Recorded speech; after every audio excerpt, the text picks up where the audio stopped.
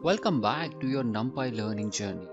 Now, in today's session, we'll be understanding the important basics of Numpy arrays and how to create the Numpy arrays from scratch and the data types of working with Numpy array. So as you progress in the further videos of this Numpy video learning journey, we'll also look into the Numpy attributes, reshaping of arrays and the concatenation, which we'll be covering in the next video. So let's get started and let's start by understanding the basics. You now know the importance of Numpy library and why we would prefer over the existing Python list. So one major importantly, Numpy library is faster, it is efficient, and it has a best memory management. So because of all these reasons, we prefer to work with Numpy arrays. Now, since that part is clear, you now know why we need Numpy array. Let's start a learning journey by understanding this basics. Now, when we start with basics, here, this numpy array, I can create it by sending the values inside np.array function. Now, before we go over there, if I want to start with basics of numpy arrays, we have this standard mutable multi-element container in Python, which is actually my Python list.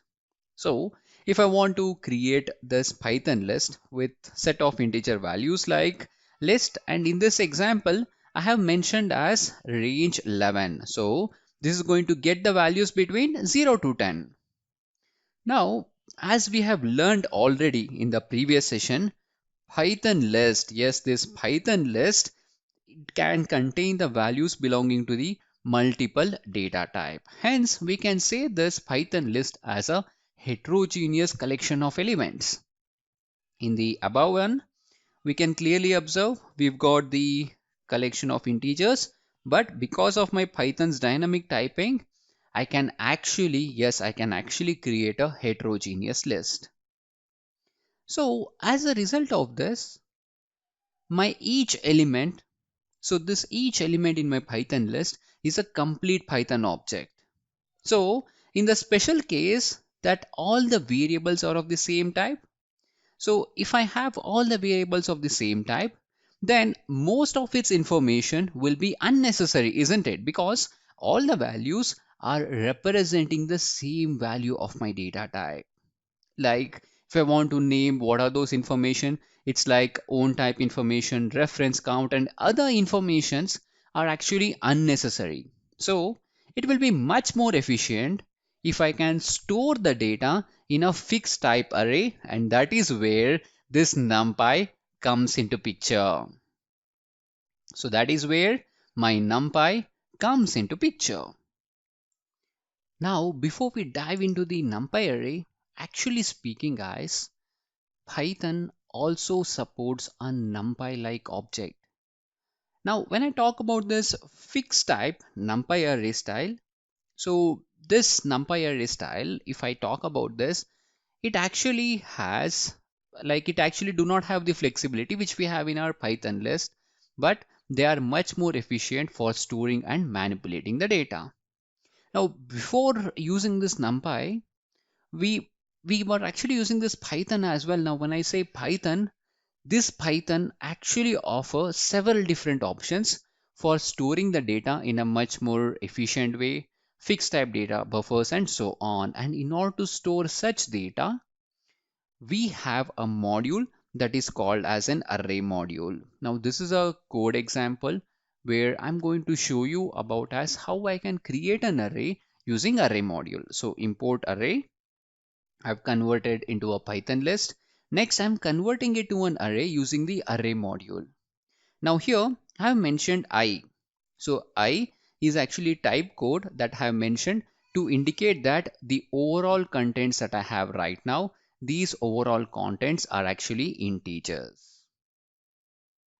Now, even though we have this array object, which is providing us the efficient storage for the array based data, the reason that we would prefer working with NumPy library because Python adds to this efficient operation, because we not only have to store the data in an efficient way, we want to perform the transformation on the data, because when I say data science, it's all about working with the data in an efficient way. I can work with the data in an efficient way if I can perform the operations on top of this data. And NumPy is the object which will help us in performing the operations in an efficient way. So whenever we are working with NumPy library, if I want to first import it, I'll have to import it with the help of this alias NP. So NP is a shorthand notation that we would use in the data science community. You are free to use as per your preference, but this is a shorthand notation that is used in our community. And if I want to create a NumPy array object, I'm going to send in the list of elements inside my np.array function. Now, this is very important, guys. Here, in the next scenario, I have actually trying to create it as a NumPy array object with mixed data type. So here I've got integer values, and along with that, I have a floating point value. Now, if the types do not match, then in such scenarios, my NumPy library, while creation of my NumPy array object, it is going to perform the automatic upcasting. It will convert the values to the most available or the highest data type so that I'll perform the upcasting. So this is the default behavior of creation of NumPy array object, guys. And if I want to create an array with a specific data type, then in such scenarios, we'll have to mention this dtype keyword inside this np.array function. And here, whenever we are creating a multi-dimensional array object, unlike my Python list, so this NumPy arrays, we can explicitly say it as a multi-dimensional. So here we've got one way where I'm creating it as a multi-dimensional array by sending the list inside a list. See, this is a scenario where I have made use of nested list in order to create a multi-dimensional array. So my inner list that I have right now, so this inner list is actually treated as the individual rows. So this inner list is actually treated as the individual rows of the resulting two-dimensional array. Okay, so this is the complete basics of NumPy array and creation of NumPy array object. So let's do one thing, guys. Let's go through the other concepts first, which are present in slide. Then we'll do everything in a hands-on manner. Moving on, here, this is a scenario where this NumPy library has various inbuilt functions. So using these various inbuilt functions, we can generate the NumPy arrays, guys. Here we've got an inbuilt function that is called as np.zeros, and inside the parenthesis I can mention the size, and this is going to generate a NumPy array filled with zeros. Now if I want to create a two-dimensional array, I'll just have to send it a two-dimensional array shape inside this np.zeros as a first argument. Okay, now if I want to create an array filled with ones, we've got a function that is called as np.ones, and using this function I can create an array filled with ones. And if I want to create an array filled with a specific value, I can simply say np.full and mention that specific value, and this is going to create an array filled with the specific value. In this example, the specific value that I've chosen is 1.23. Next, if I want to create an array, just like we have a range object in NumPy library, we've got a range object.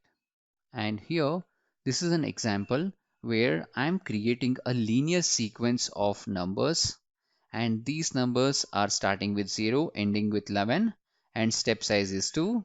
And see, I've got the elements as 0, 2, 4, 6, 8, and 10. So this is how we can work with the NumPy library and generate the array, which is like the built-in range object. And if I want to create an array of 5 values which are evenly spaced between 0 to 2. So guys, this function that is np.limSpace is a function which we generally use it whenever we are creating a plot.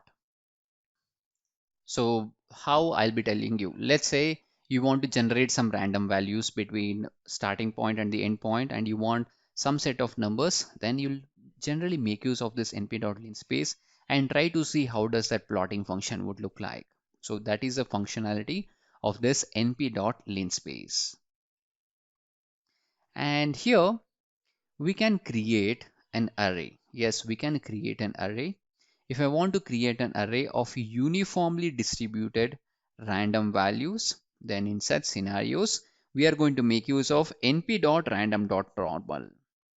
So this is an example where I'm initializing the numbers from the normal distribution with mean as 0 and standard deviation as 1. So if I have mean as 0 and standard deviation as 1, by default I can say it's a standard normal distribution. So using the standard normal distribution, I'm actually generating the array with the shape of 3, 3. Now, if I want to generate the random integers, so one of the functions that we have right now is np.random.randint.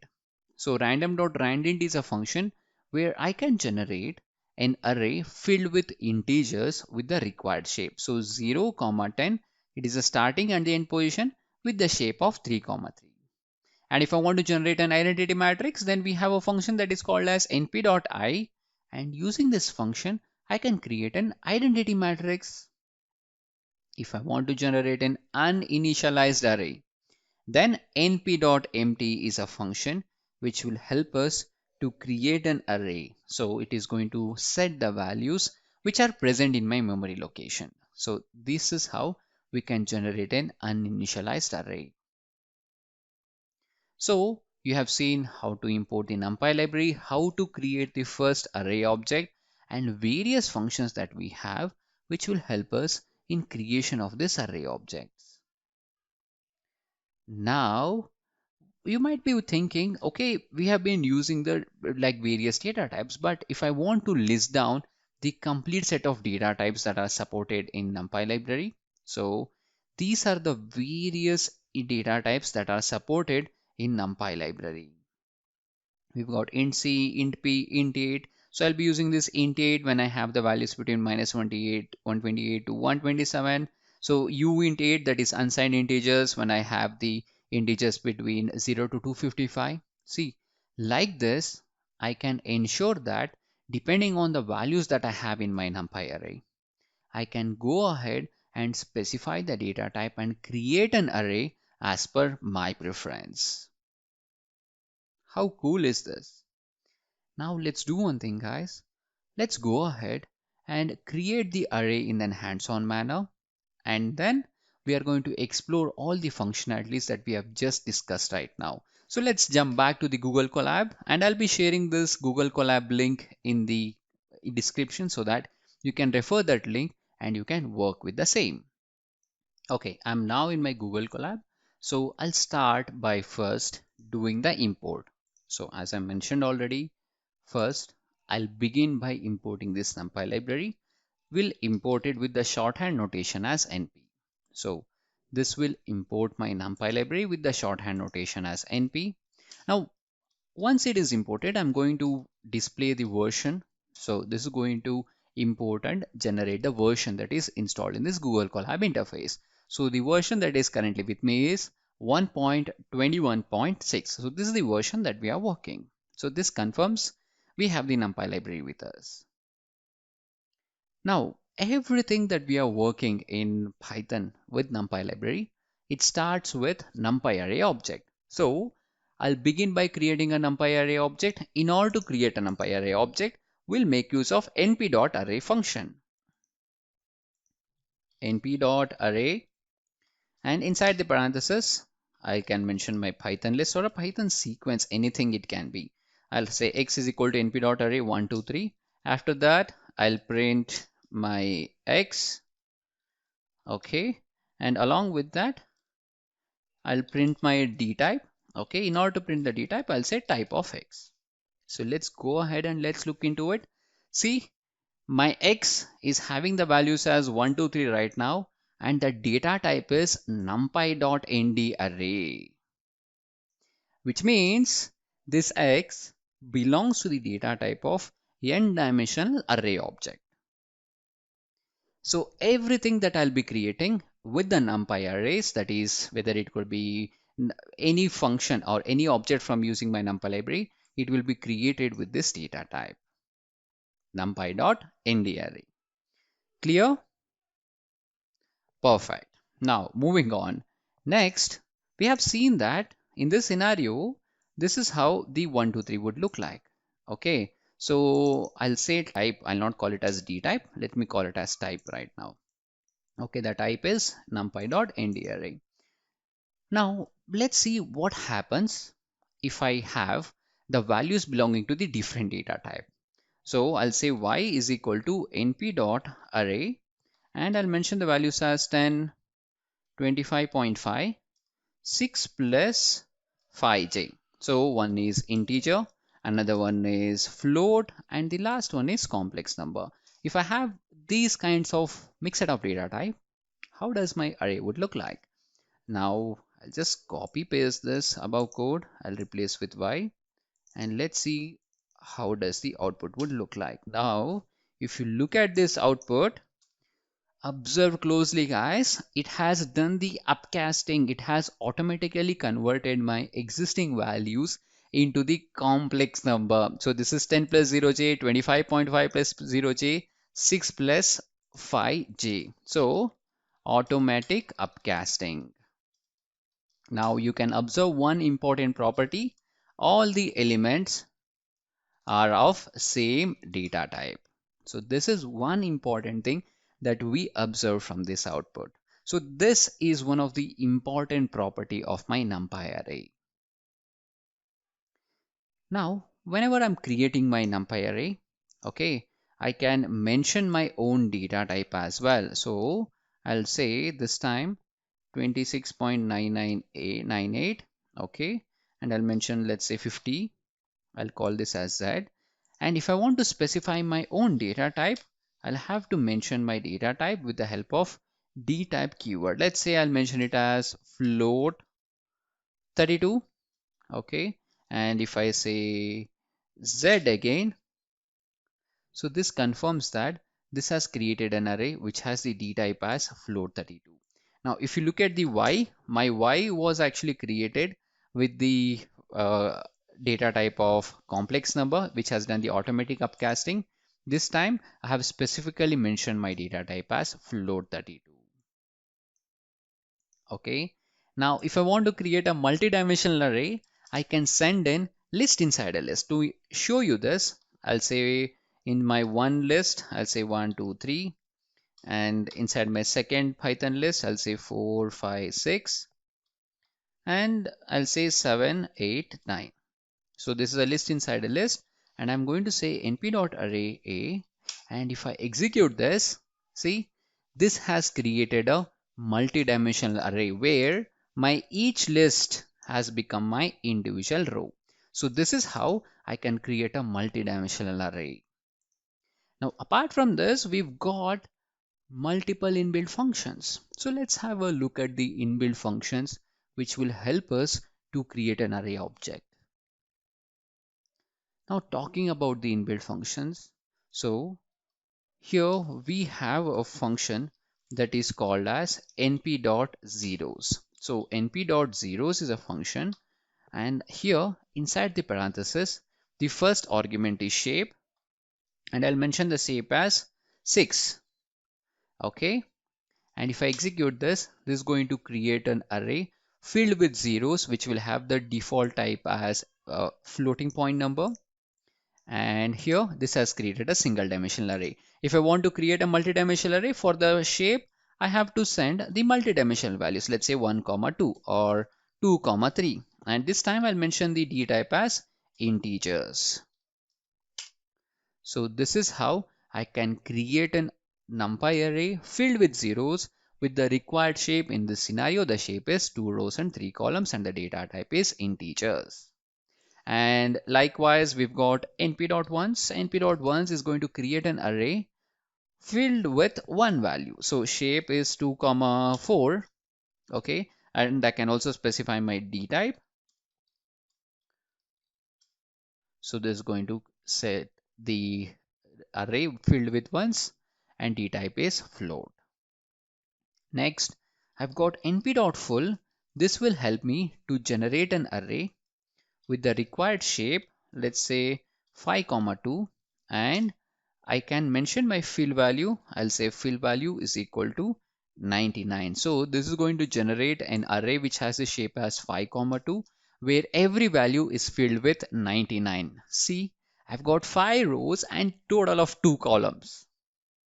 So it's completely intuitive, guys. It's completely intuitive. You can easily follow along. So are you with me till here? So please confirm by typing yes in the comment section. So I can see some of you have typed yes. So what about others? Perfect. So I can see everyone's comment as yes. This confirms that you are following along with me. So thank you for responding, guys. So let's move ahead. Now here, apart from that, we have looked into the arange function. np.arange, and here, while specifying the arange, I can mention my start.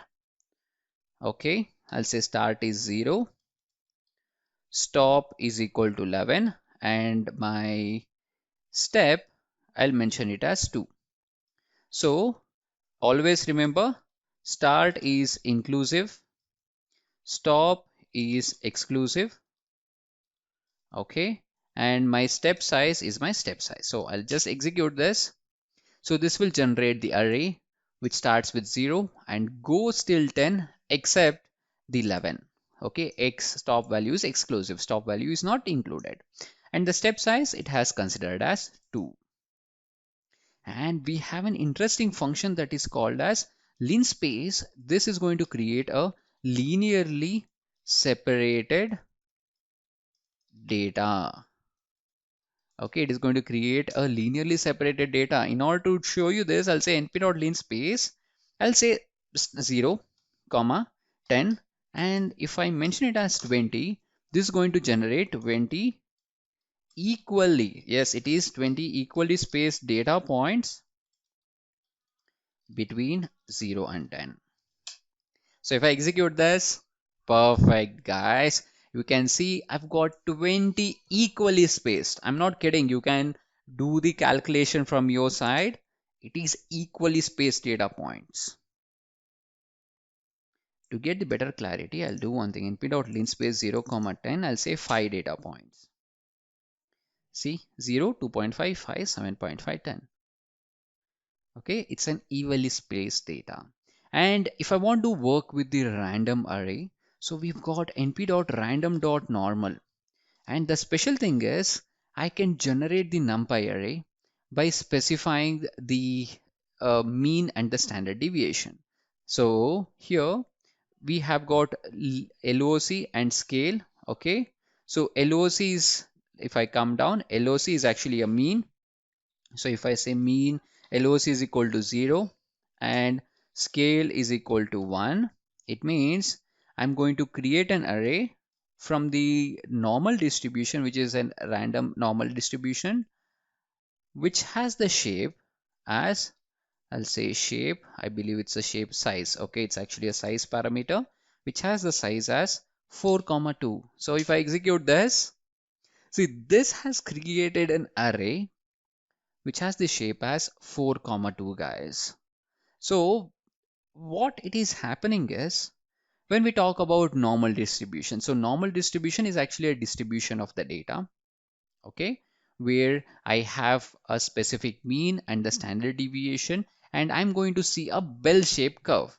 Okay, so from that bell-shaped distribution, I'm generating the random numbers which is having the shape as 4, 2. That is what this random dot normal would mean. Now if I don't want to have 0 mean and standard deviation as 1, I can mention my own values as well. So mean as 2, standard deviation as 10, it will generate the output. So this is how I can generate an array, guys. Now apart from that, we have looked into a scenario of random.randint, np.random.randint, and here I'll mention it as 0, 10, 3, 3. It's going to generate an array with shape of 3 comma 3 with elements between 0 and 10.